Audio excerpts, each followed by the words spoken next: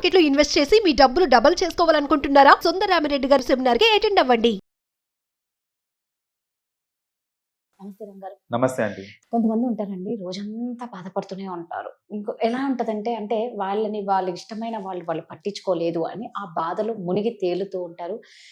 అంటే ఇది ప్రాక్టికల్‌గా ప్రతి ఒక్కరికి వర్తిస్తదండి. మనం ఏదన్నా బాధలో ఉంటే దాని రిలేటెడ్ సాంగ్స్ ఎక్కువ వింటూ ఉంటాం. అవి వింటూ ఇంకా ఎక్కువ ఏడ్చే వాళ్ళు కూడా ఉన్నారు. నేను చూసాను.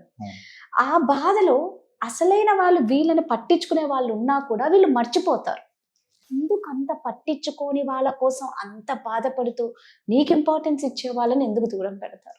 మీరు చెప్పిన ఈ అనాలజీ ఏదైతే ఉందో, అంటే నేను ఎవరినైతే ప్రేమిస్తున్నానో వాళ్ళు పట్టించుకోవట్లేదని నేను బాధపడుతూ నన్ను పట్టించుకునే వాళ్ళని మర్చిపోతూ ఉన్నాను కదా.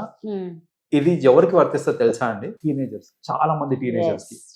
ఇక్కడ వాళ్ళని పట్టించుకునే తల్లిదండ్రులు ఎవరైతే ఉన్నారో వాళ్ళని మర్చిపోయి ఈ బయట ఎవరైతే ఉంటారో వీళ్ళు ఇష్టపడే వాళ్ళు ఎవరైతే ఉంటారో వాళ్ళు దేకట్లేదు అనేసి, అయితే వాళ్ళు కలవలేదనేసి, ఇలాంటివన్నీ వీళ్ళు ఏం చేస్తుంటారంటే పక్క నుండి మనల్ని బంగారంగా చూసుకునే ఈ తల్లిదండ్రులు ఎవరైతే ఉన్నారో వాళ్ళని మర్చిపోయి జనరల్ గా ఈ బయట వాళ్ళ గురించి బాధపడటం, ఇలాంటివన్నీ సర్వసాధారణం చెప్పాలంటే ఇదైతే. రైట్. సో ఇది చాలా ఇంపార్టెంట్. వాళ్ళు అర్థం చేసుకోవాల్సింది ఏంటిది అని అంటే, నేనేమి మీరు రిలేషన్షిప్స్ లోకి వెళ్ళొద్దు అని అనట్లేదు నేను. కానీ మీకు బాధ వచ్చినప్పుడు లేకపోతే ఇన్ ఏ గివెన్ డే మీరు వాళ్ళకి ఎంతైతే ఇంపార్టెన్స్ ఇస్తున్నారో మీ గురించి ఆలోచించి మిమ్మల్ని ప్రేమించే వాళ్ళకు కూడా అంతే ఇంపార్టెన్స్ ఇవ్వండి అని చెప్తున్నాను నేను. అంతేకాని వీళ్ళని పట్టించుకోకుండా ఉన్నారనుకోండి, అసలు ఎంత నొప్పిస్తుందండి. లైక్ ఇప్పుడు తల్లిదండ్రులు వాళ్ళ పిల్లలే వాళ్ళు ఏం చేసినా సరే వాళ్ళ పిల్లల కోసమే చేస్తున్నారు. అలాంటిది ఇంటికి వచ్చాక పిల్లలు కాసేపు సరదాగా మాట్లాడతారో లేకపోతే వాళ్ళు బాగున్నారా ఏంటి అని కనుక్కుంటారు. ఇవన్నీ ఏం లేకుండా ఇంటికి వచ్చాక కూడా అదే సెల్ ఫోన్లో మునిగిపోయి పేరెంట్స్ మాట్లాడకుండా, ఒక మెసేజ్ లేదు ఏం, అంటే డైరెక్ట్ గానే ఉంటూ ఫేస్ టు ఫేస్ ఉంటూ కూడా ఇన్ అ డే అసలు పేరెంట్స్ ఇంకా కిడ్స్ కమ్యూనికేట్ అయ్యేది ఓన్లీ మెసేజ్ ఇంకా కాల్స్ లో అని అంటే అది ఎంత దారుణం అసలు. ఒకటే ఇంట్లో ఉంటూ అది కూడా. రైట్. అది ఎలా అంటే ఈ మధ్య అదే డ్యూప్లెక్స్ అవి ఎక్కువైపోయినాయి కదా. పిల్లలు రాగానే పైకి వెళ్ళిపోతారు. రైట్. ఏదన్నా సరే తిన్నావా కిందికి రా అన్ని కూడా మెసేజ్ లోనే అవుతూ ఉంటాయి. వస్తారు, తింటారు, పైకి వెళ్ళిపోతారు మళ్ళీ. సో అక్కడ ఏమవుతుందంటే ఆ కనెక్షన్స్ మిస్ అవుతున్నాయి. వాళ్ళు అర్థం చేసుకోవాల్సింది ఏంటిది అని అంటే, ఈ టీనేజర్స్ మీకు ఉండొచ్చు బాధ, బట్ మీరు బాధపడుతున్నారు ఎట్ ది సేమ్ టైం మిమ్మల్ని ప్రేమించే వాళ్ళని మీరు పట్టించుకోవట్లేదు అని అంటే అది వీళ్ళకి ఇంకా ఎంత బాధ వేస్తుంది అసలు. సో మీరు ఎంత బాధలో ఉన్నా సరే మిమ్మల్ని ప్రేమించే మీ తల్లిదండ్రులు అవ్వచ్చు, మీ సిబ్లింగ్స్ అవ్వచ్చు, వీళ్ళందరినీ మర్చిపోవద్దు. మీరు వాళ్ళకి కేటాయించాల్సిన టైం వాళ్ళకి కేటాయించండి, వాళ్ళతో గడపాల్సిన టైం వాళ్ళతో గడపండి. అప్పుడు ఆ బ్యాలెన్స్ అనేది స్ట్రైక్ అవుతుంది. నిజంగా చెప్పాలంటే వీళ్ళందరూ మీకు ఒక సపోర్ట్ లాగా నిలబడతారు. కాబట్టి మీరు ఏదైతే బాధ లేకపోతే ఏదైతే ట్రామా మీరు ఇప్పుడు ఫీల్ అవుతున్నారో, ఫేస్ చేస్తున్నారో, దాని నుంచి బయటికి రావడానికి వీళ్ళే హెల్ప్ చేస్తారు. కరెక్ట్. రైట్. సో వీళ్ళతోటి మంచి సంబంధం పెట్టుకొని వీళ్ళతో మీరు రెగ్యులర్ టచ్లో ఉన్నారు అని అంటే మీకు ఏదైనా సలహా కావాలన్నా వస్తుంది, మీకు ఏదైనా సపోర్ట్ కావాలన్నా, ఎమోషనల్ సపోర్ట్ కావచ్చు, ఏదన్నా సరే అదంతా మన ఫ్యామిలీ నుంచే దొరుకుతుంది. అది పెద్ద స్ట్రెంగ్త్ కదండి. It's a great strength. అది ఏంటంటే వీళ్ళు రియలైజ్ కారండి.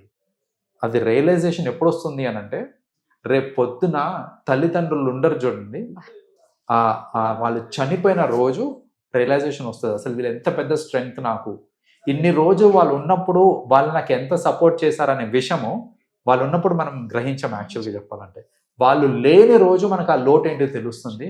అది తెలిసేసరికి చాలా లేట్ కూడా అయిపోతుంది. మీరు అంటుంటే 100% నిజమండి. ఇది ఎక్కువ టీనేజర్స్ లోనే ఎక్కువ మనం చూస్తుంటాం.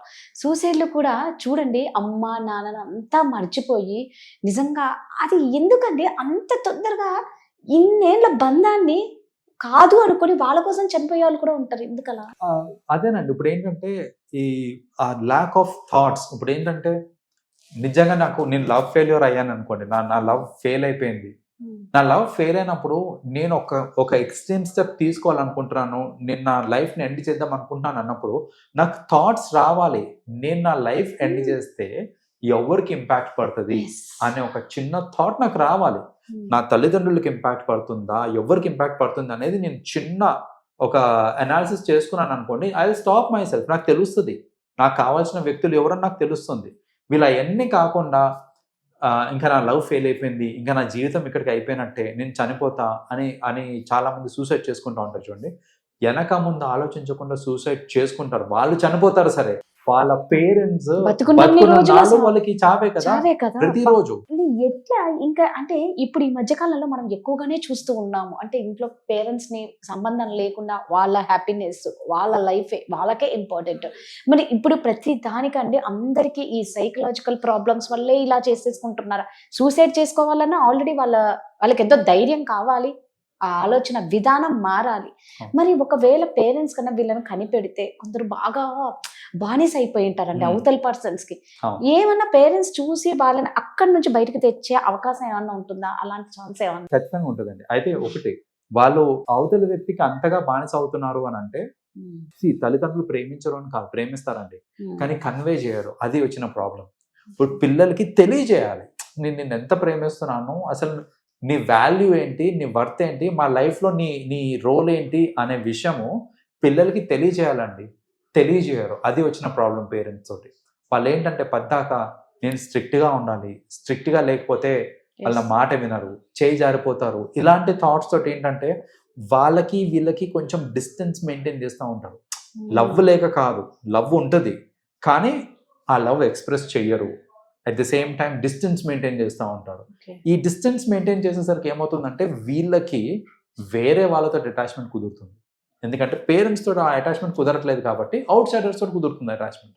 వీళ్ళకి ఏదైనా బాధ వచ్చినా చెప్పుకోవాల్సింది పేరెంట్స్కి, కానీ వీళ్ళు ఏంటంటే ఆ బయట వాళ్ళకి చెప్పుకోవడము, ఆ బయట వాళ్ళు వీళ్ళని ఓదార్చడము. ఇంట్లో ఓదార్చాలంటే ఓదార్చరు, ఎందుకంటే చెప్పుకోవట్లేదు కదా అసలు, రైట్? సో అలా ఏంటంటే వేరే వాళ్ళ మీద అటాచ్మెంట్ పెరిగిపోయి వేరే వాళ్ళే ఎక్కువ అనే థాట్ పిల్లలకి ఎందుకు వస్తుంది అని అంటే it's only because parents communicate చేయట్లేదు కాబట్టి. వాళ్ళు కమ్యూనికేట్ చేయాలి, వాళ్ళకి ఎంత ఇష్టమో, వాళ్ళ కోసం వీళ్ళు ఏం చేస్తున్నారు అనేది కమ్యూనికేట్ చేయాలి, ఎంత కష్టపడుతున్నారు అనేది వాళ్ళకి తెలియాలి పిల్లలకి. అట్ ది సేమ్ టైం ఆ గ్యాప్ మెయింటైన్ చేయడం కూడా కరెక్ట్ కాదండి. ఆ గ్యాప్ మెయింటైన్ చేయొద్దు. లైక్ యూనో పిల్లలకి వాళ్ళకి ఏ చిన్న ఆపద వచ్చినా సరే ధైర్యంగా నేను మా పేరెంట్స్కి చెప్పుకోగలుగుతాను, వాళ్ళు నాకు ప్రాపర్ సొల్యూషన్ చెప్తారు.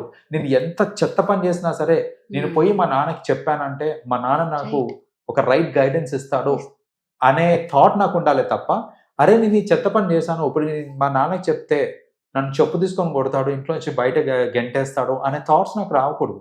సో అది మన పేరెంట్స్ చేతిలో ఉంటుంది. అది ఆ గ్యాప్ అనేది ఎంతవరకు మెయింటైన్ చేయడం హెల్దీ. సో ఆ కమ్యూనికేషన్ బ్యారియర్ లేకుండా చూసుకోవడం ఇదంతా కూడా పేరెంట్స్ యొక్క రెస్పాన్సిబిలిటీ. వాళ్ళు కరెక్ట్ గా ఉన్నారంటే ఇలాంటివి జరగకుండా ఉంటాయి. రైట్ అండి, మీరు అనేది కరెక్ట్. అందుకే ఇంకోటి కూడా అంటారు చూడండి, నువ్వు వద్దు అన్న వాళ్ళ దగ్గర కన్నా నువ్వు కావాలని కోరుకునే వాళ్ళ దగ్గరికి వెళ్ళు అని అంటూ ఉంటారు. కరెక్ట్. నిజంగా మీరు లవ్ చేసే వాళ్ళు మిమ్మల్ని ఎప్పటికైనా వద్దు అనుకుంటే మీ పేరెంట్స్ ఎప్పటికీ నిన్ను కావాలనే కోరుకుంటారు. వాళ్ళతో ఉండడం బెటర్. ట్రూ. Thank you.